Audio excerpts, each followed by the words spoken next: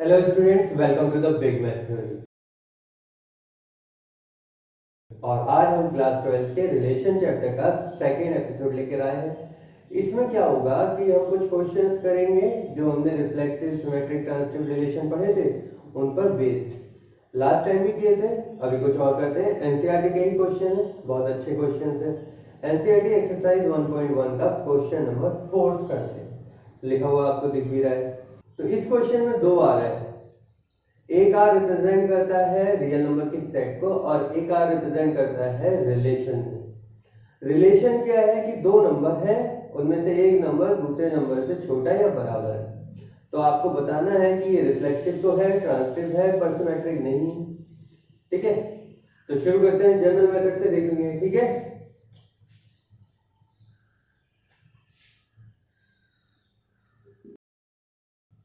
भाई रिफ्लेक्सिव के लिए क्या होना चाहिए? x x belongs to r। तो पहले तो रिलेशन में होना चाहिए ना। तो मान लेते हैं ना, let x belongs to set r। ये रिलेशन वाला सेट है, सॉरी ये रियल नंबर वाला सेट है। ठीक है, उसमें से हमने एक नंबर उठा लिया है x। अच्छा, x is less than equal to x, बिल्कुल ट्रू होता है, बिल्कुल होता है। तो इसका मतलब ये रिलेशन में है। अच्छा, मैं रिलेशन को यहाँ पे r1 लिखना शुरू कर रहा हूँ, ठीक है, ताकि कंफ्यूजन ना हो। तो रिलेशन हमारा r1 है, ठीक है, और ये रियल नंबर का सेट है। तो ऐसा है, तो it implies it is reflexive. r1 is reflexive. अब बात करते हैं सिमेट्रिक की। तो उसके लिए क्या करना पड़ेगा आपको? भाई दो एलिमेंट चाहिए आपको, x and y belongs to the real number set. ठीक है, और आपने मान लिया कि x y belongs to the relation. इसका मतलब क्या हुआ कि x is less than equal to y। ठीक है, पर इसका इसका मतलब ये तो नहीं हुआ है ना। यहां से आप ये निष्कर्ष नहीं निकाल सकते, बल्कि y greater than equal to x ही रहेगा। तो ऐसा नहीं है। It implies y x does not belongs to the relation. भाई y और x अगर रिलेशन में होता तो y should be less than equal to x होना चाहिए था, लेकिन ऐसा नहीं है। y is greater than equal to x है। ठीक है ना, ये इंपॉर्टेंट बात है। तो ये क्या चीज हो गई? ये सिमेट्रिक रिलेशन नहीं है। और जैसे जैसे मैंने आपको पहले ही बताया था, किसी चीज को गलत साबित करने के लिए एक एग्जांपल देना काफी होता है। मैंने आज से पहले जितने भी क्वेश्चन थे उसमें एग्जांपल दिया था। अब मैंने आपको जनरल मेथड से कराया, आप एग्जांपल भी ले सकते हैं। तो it is not, r1 is not symmetric, r1 is not symmetric. Okay, अब बात करते हैं क्या ये ट्रांसिटिव है। ये हमें प्रूव करना था, हमें पता तो है ट्रांसिटिव है। तो मान लेते हैं भाई x1 x2 x3 belongs to the real number set, और ये भी मानते हैं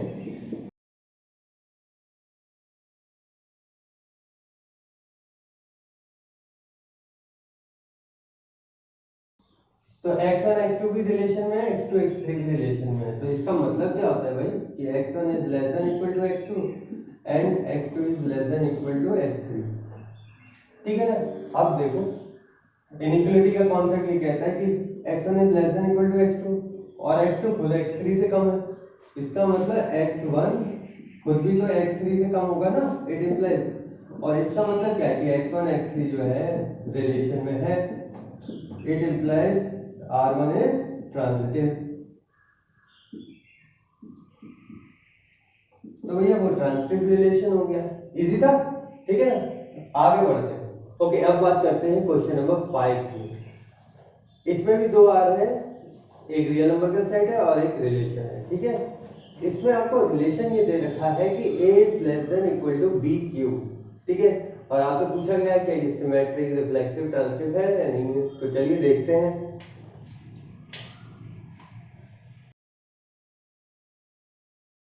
एक बार रिलेशन और लिखता हूं मैं आपके लिए, वैसे तो आपके सामने लिखा हुआ है, फिर भी मैं लिख देता हूं।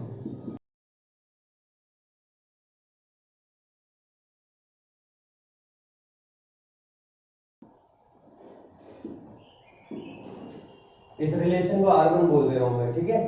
अच्छा, रिफ्लेक्सिव में क्या होता है भाई कि a अगर सेट a में है तो a, a रिलेशन में होना चाहिए। तो यहाँ पर वही हमें देखना है। तो मैं आपको एक एग्जांपल देता हूँ, देखो -2 बिलोंग्स टू रियल नंबर है, ठीक है, लेकिन -2 is less than equal to -2 की पावर 3 ऐसा नहीं है। इसका मतलब -2 does not belongs to the relation. It implies R1 is not reflexive। ये समझ गए ना भाई, ये -8 है, -8 बड़ा थोड़ी ना होता है -2 से, तो ये गलत बात है। इसका मतलब ये कि -2 और -2 रिलेशन में नहीं है, और रिलेशन में नहीं है, एक भी एलिमेंट नहीं है, तो बात खत्म हो गई, फिर तो वो रिफ्लेक्सिव नहीं है। तो आप देखते हैं, आगे बढ़ते हैं, सिमेट्रिक है या नहीं।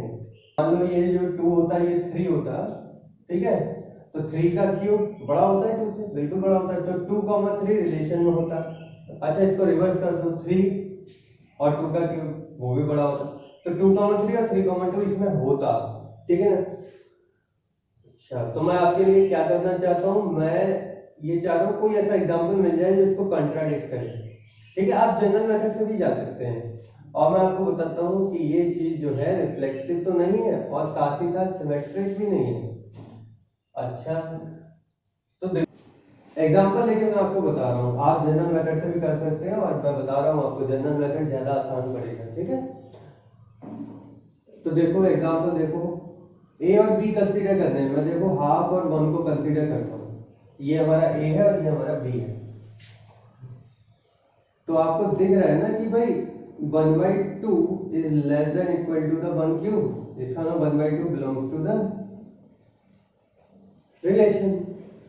अच्छा, अब क्योंकि ए बी है रिलेशन में, तो क्या बी ए है, तो ये आपको चेक करना होता है। अच्छा, तो 1 is less than equal to 1/2 का क्यूब, ये तो होता नहीं है।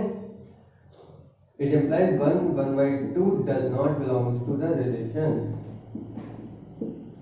और इसका मतलब क्या है, देखो हमने कंट्राडिक्ट करता हुआ एक एग्जांपल आपको दे दिया, तो इसका मतलब क्या हुआ कि रिलेशन जो है सिमेट्रिक नहीं है, तो रिफ्लेक्सिव भी नहीं था, सिमेट्रिक भी नहीं था। तो अब मैं आपको ट्रांसक्रिप्ट बताता हूँ और जनरल मेथड से बताता हूँ। इस बार आप सोच रहे होंगे जनरल से कैसे करना है। ओके, देखते हैं कि ट्रांसक्रिप्ट है या नहीं है। क्या करना होता है भाई, आपको 3 एलिमेंट जो है सेट में डिफाइन करने होते हैं, और मानना होता है कि एक्स वाई बिलोंग करता है रिलेशन को, एंड वाई जी भी बिलोंग कर रहा है रिलेशन को। इसका मतलब लिख लेते हैं फटाफट। इसका मतलब ये होता है, एंड इसका मतलब ये होता है। अब आपको एक्स और जी के बीच में रिलेशन निकालना है, इसका क्यूब कर दो, ठीक है ना, यही तो आया क्यूब करने पे। अच्छा, तो x y क्यूब से कम है और y क्यूब z की पावर 9 से कम है, इसका मतलब क्या हुआ कि x जो है z की पावर 9 से कम है। सिंपल हो गया। रिलेशन तो ये था क्यूब वाला ना, ये नहीं है। It implies x, z does not belong to a relation actually, ठीक है। तो आप लिख देंगे it is not transfer, R1 is not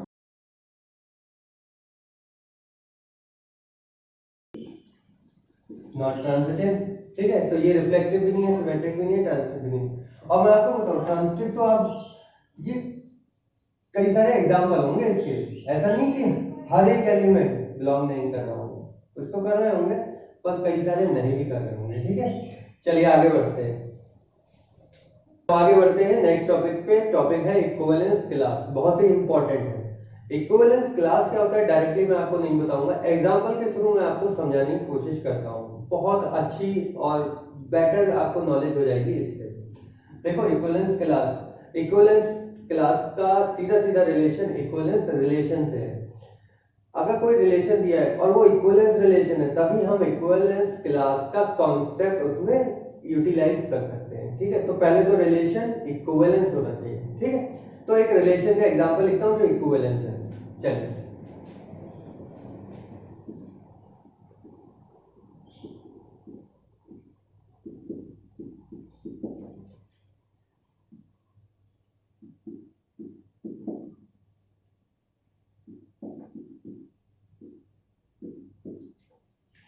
तो देखो क्या है कि ए और बी का रिलेशन है, ए और बी के बीच में क्या रिलेशन है कि a minus b is multiple of 2, ठीक है ना। इसको मॉड बना देता हूँ, कोई फर्क नहीं पड़ेगा। a minus b is multiple of 2। अच्छा ए और बी क्या है, रियल नंबर को बिलोंग करते हैं, a comma b belongs to the real number, ठीक है, ऐसा रिलेशन है। अब देखो ये इक्विवेलेंस रिलेशन है, ये मैं आपको फटाफट बता देता हूँ। देखो a कॉमा a अगर मैं लिखूंगा 0 आ जाएगा, 0 मल्टीपल होता है 2 का, ठीक है। आगे बढ़ते हैं, क्या हो गया, रिफ्लेक्सिव हो गया। सिमेट्रिक की बात करते हैं, 2 4 4 2 बिल्कुल बिलोंग करेगा इसको, ठीक है, सिमेट्रिक हो गया। ट्रांजिट 2 4 बिलोंग करेगा, 4 6 बिलोंग करेगा, तो 2 6 भी करेगा क्योंकि डिफरेंस क्या है, इवन, ठीक है, multiple of even, sorry multiple of 2, ठीक है। तो R1 इज इक्विवेलेंस रिलेशन,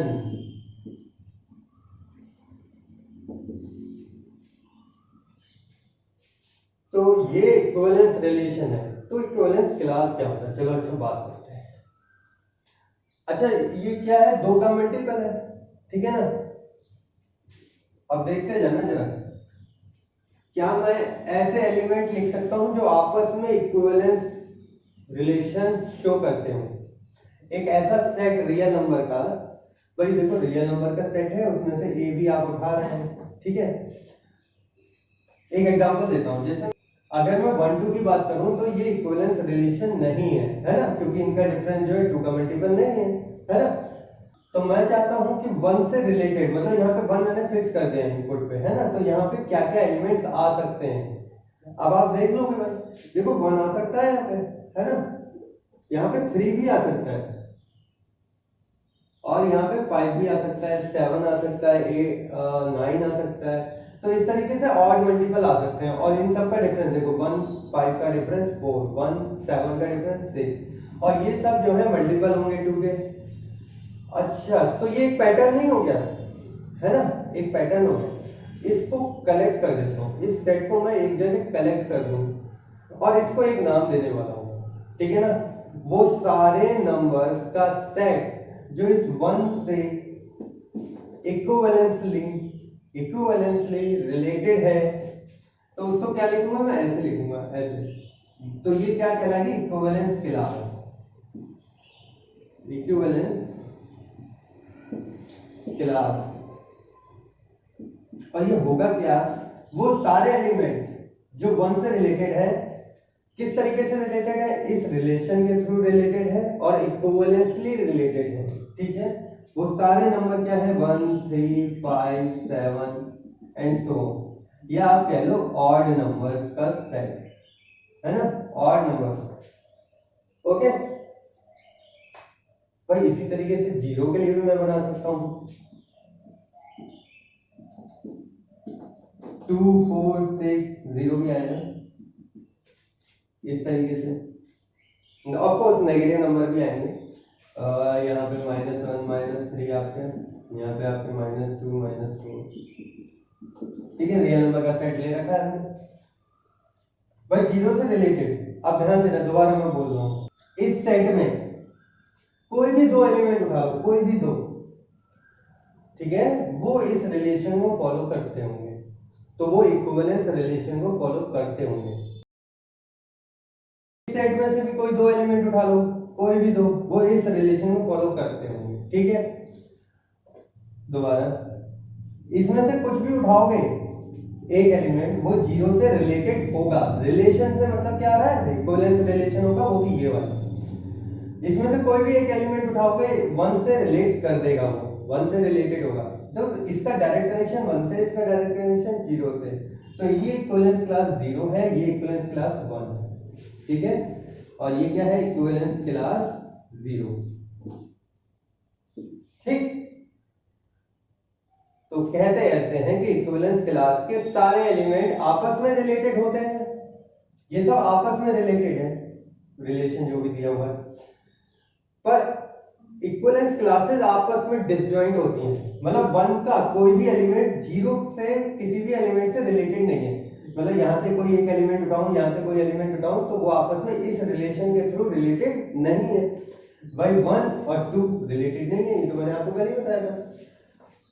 तो ये जो मैं बोल रहा हूँ ये बातें इंपॉर्टेंट है और जो मैंने समझाया वो है।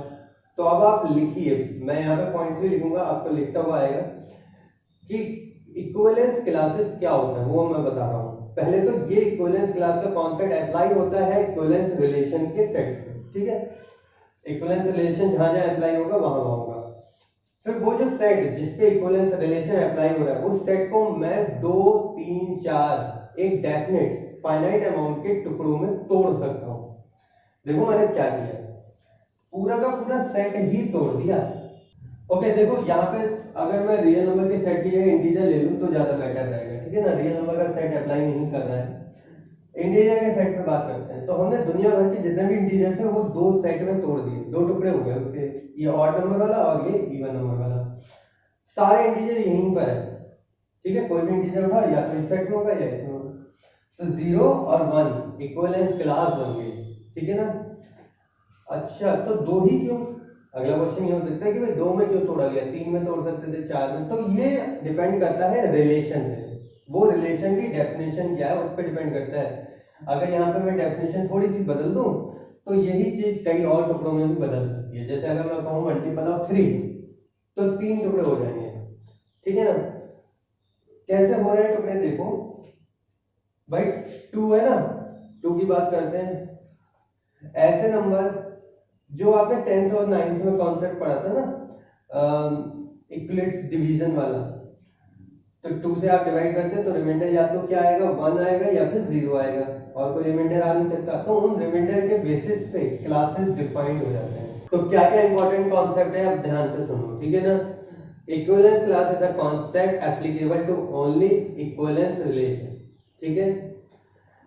Every equivalence class is disjoint to other equivalence class, मतलब इसका और इससे कोई रिलेशन नहीं है, डिसजॉइंट है ना। सेट में पढ़ा है डिसजॉइंट मतलब उनका कोई इंटरसेक्शन नहीं होता, आपस में रिलेटेड नहीं होते वो element. Every element of equivalence class is related to each other, जैसा कि मैं अभी आपको बताया जाता है भाई यहाँ से कोई भी एलिमेंट उठाओ ये आपस में रिलेटेड होगा, किस तरीके से, इक्विवेलेंटली। और कौन सा रिलेशन होगा, ये रिलेशन होगा। तो ये आपकी 2 इंपॉर्टेंट बातें। तीसरी इंपॉर्टेंट बात, union of equivalence class, union of all equivalence class is equal to the set on which relation is applied। तो इन इक्विवेलेंस क्लासेस का अगर मैं यूनियन ले लूं तो वही सेट आता है जिस पे रिलेशन अप्लाई किया गया है, ठीक है ना। ऐसा नहीं है कि कोई एलिमेंट छूट जाएगा, ऐसा नहीं होगा, ठीक है ना। इन सबको मैं कंबाइन कर दूंगा तो इंटीजर सेट बन जाएगा, ठीक है। तो ये बातें इंपॉर्टेंट है। आगे आने वाले वीडियोस में मैं इससे रिलेटेड कुछ और क्वेश्चंस भी करूंगा इक्विवेलेंस क्लास से, और बाकी हम इक्विवेलेंस रिलेशन से रिलेटेड भी क्वेश्चन करेंगे। एनसीईआरटी के क्वेश्चन काफी इंटरेस्टिंग है, तो आप कोई भी क्वेश्चन और एग्जांपल मत छोड़िएगा, ठीक है।